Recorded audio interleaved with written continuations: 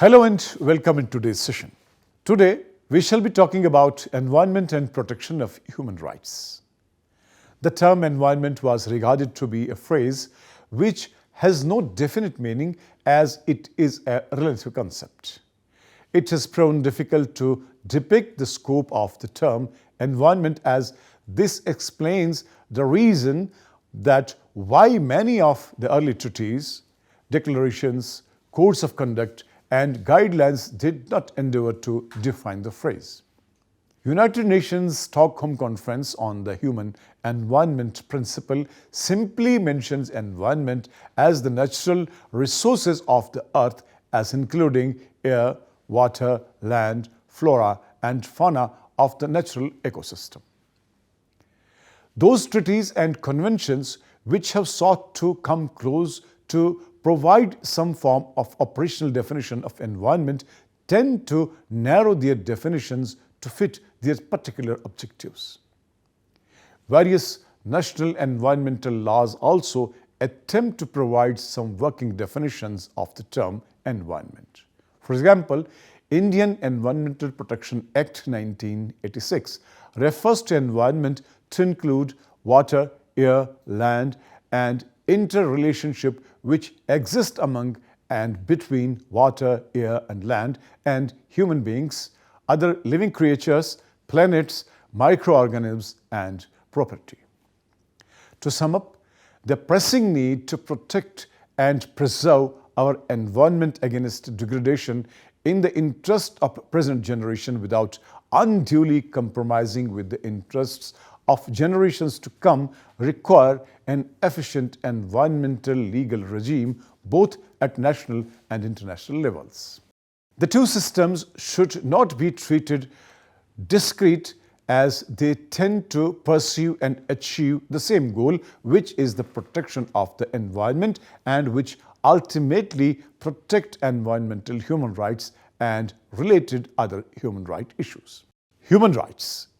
Human rights have been defined as a universal moral right, something which all men everywhere at all times ought to have, something of which no one may be deprived without a grave affront to justice, something which is owing to every human simply because he is human. It is customary in human rights dialogue to classify rights into various categories. The most prominent among them are civil and political rights, and economic and social and cultural rights. These rights are contained in the International Convention on Civil and Political Rights 1966. They commonly refer to the individual fundamental rights. They include the right to life, the right not to be tortured or enslaved, and the freedom of thought, expression, and association. Historical perspective on human rights. If we look at society from a historical perspective, we realize that protection and preservation of the environment has been integral to the cultural and religious ethos of most human communities. Islamic law, ancient Hindus, and other religions around the world have venerated nature. Islamic law regards man as having inherited all the resources of life and nature and having certain religious duties to God in using them.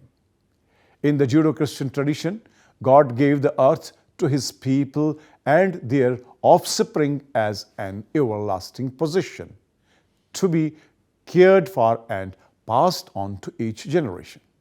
Hinduism declared in its dictum that the earth is our mother and we all are her children. Linkage between human rights and the environment. Environmental and human rights law have essential points in common that enable the creation of a field of cooperation between the two. Firstly, both disciplines have deep social roots, even though human rights law is more rooted within the collective consciousness. The accelerated process of environmental degradation is generating a new environmental consciousness. Secondly, both disciplines have become internationalized. The international community has assumed the commitment to observe the realization of human rights and respect for the environment. The protection of the environment is internationalized while the state-planet Earth relationship has become a concern of the international community. Thirdly, both areas of law tend to universalize their objective of protection. Human rights are presented as universal and protection of the environment appears as everyone's responsibility. Approaches to environmental law and human rights. Because of the many complex issues that arise when these two seemingly distinct spheres interact, it is to be expected that there are different views on how to approach human rights and the environment. The first approach is one where environmental protection is described as a possible means of fulfilling human rights standards. The second approach places the two spheres in inverted positions. It states that the legal protection of human rights is an effective means to achieving the ends of conservation and environmental protection. The third approach to the question of human rights and the environment is to deny the existence of any formal connection between the two at all. According to this approach, there is no requirement for an environmental human right. Global recognition of relationship between human rights and the environment. The right to a healthy environment is now to be found in a number of regional human rights instruments around the world. Article 11 of the Additional Protocol to the Inter-American Convention on Human Rights 1994, popularly known as the San Salvador Protocol, states that everyone shall have the right to live in a healthy environment and to have access to basic public services. Second, the state parties shall promote the protection, preservation, and improvement of the environment. The first principle of the 1972 Stockholm Declaration declares that man has fundamental right to freedom, equality, and adequate conditions of life in an environment of quality that permits a life of dignity and well-being, and he bears a solemn responsibility to protect and improve the environment for present and future generations. Landmark development at international level. If we look at the developments that are taking place through the intervention of national courts in various parts of the world, we come to note several things. First, the courts are moving the rights to a healthy environment up the hierarchy of human rights by recognizing it as a fundamental right. Second, the courts are defining the content and nature of the right of healthy environment through landmark decisions. In Colombia, the right to environment was incorporated in 1991. In the case of AMM Cascades in 1993, the court observed side by side with fundamental rights such as liberty, equality, and necessary conditions for people's life, there is the right to the environment. The right to a healthy environment cannot be separated from the right to life and health of human beings. In fact, factors that are deleterious to the environment cause irreparable harm to human beings. If this is so, we can state that the right to the environment is a right fundamental to the existence of humanity. The question of human rights and the environment has also come up for consideration in our neighboring countries. Article 9 of the Constitution of Pakistan states that no person shall be deprived of life or liberty save in accordance with the law. Article 9 includes all such amenities and facilities which a person born in a free country is entitled to enjoy with dignity, legality, and constitutional authority. National actions, Supreme Court of India. The Constitutional 42nd Amendment Act 1976 explicitly incorporated environmental protection and improvement as part of state policy through the insertion of Article 48A. Article 51A(g) imposed a similar responsibility on every citizen to protect and improve the natural environment, including forests, lakes, rivers, and wildlife, and to have compassion for all living creatures. According to Article 21 of the Constitution, the right to life includes, inter alia, the right to survive as a species, quality of life, the right to live with dignity, and the right to livelihood. The Supreme Court has used the right to life as a basis for emphasizing the need to take drastic steps to combat air and water pollution. Another expansion of the right to life is the right to livelihood, Article 41, which is a directive principle of state policy. This extension can check government actions in relation to an environmental impact that has threatened to dislocate the poor and disrupt their lifestyles. Sustainable development and human rights. Awareness of the major challenges emerging both as regards development and with reference to the environment has made possible a consensus on the concept of sustainable environmentality and sound development, which the Earth Summit meeting in Rio in 1992 endeavored to focus by defining an ambitious program of action, Agenda 21, clarified by a declaration of 27 principles solemnly adopted on the occasion.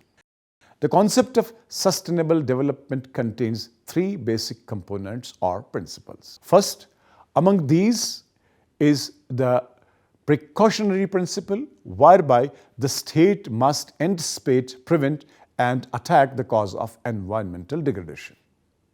The second component of the doctrine of sustainable development is the principle of polluter pays. The principle states that the polluter not only has an obligation to make good the loss, but shall bear the cost of rehabilitating the environment to its original state. The third significant component of sustainable development, the principle of intergenerational equity. The principle states that we do not inherit the planet from our ancestors, but borrow it for our children. Putland Commission defined sustainable development as development which meets the needs of the present without compromising the ability of the future generations to meet their own needs. The principle envisages that each generation should be required to conserve the diversity of the natural and cultural resource base so that it does not unduly restrict the options available to future generations in solving their problems and satisfying their own values, and should also be entitled to diversity comparable to that enjoyed by previous generations. The principle is called conservation of options. Secondly, each generation should be required to maintain the quality of the planet so that it is passed on in no worse conditions than that in which it was received, and should also be entitled to planetary quality comparable to that enjoyed by previous generations. This is the principle of conservation of quality. Thirdly, each generation should provide its members with equitable rights of access to the legacy of past generations and should conserve this access for future generations as well. This is the principle of conservation of access. As we increasingly recognize the serious impact of a degraded environment on human health and well-being, we are better placed to adjust our policies and cultural practices to reflect our enhanced understandings. As a result, we should be able to protect human rights and human dignity within its broader social, economic, and cultural context by drawing from and contributing to those who are actively engaged in the environmental and public activity. Before ending the lecture, we should conclude in the light of the averments what we have made till now. It is apparent that environmental and human rights are inextricably linked. As we increasingly recognize the serious impact of a degraded environment on human health and well-being, we are better placed to adjust our policies and cultural practices to reflect our enhanced understanding. As a result, we should be able to protect human rights and human dignity within its broader social, economic, and cultural context by drawing from and contributing to those who are actively engaged in the environmental and public health arenas. This will eventually lead to the articulation of a more integrated approach to deal with socio-economic and environmental problems, encouraging the development of a sustainable model for the preservation of biological resources and natural ecosystems, for the use and enjoyment of both present and future generations. Thank you. With this, we come to the conclusion. See you in another session with another topic. Till then, good luck and goodbye.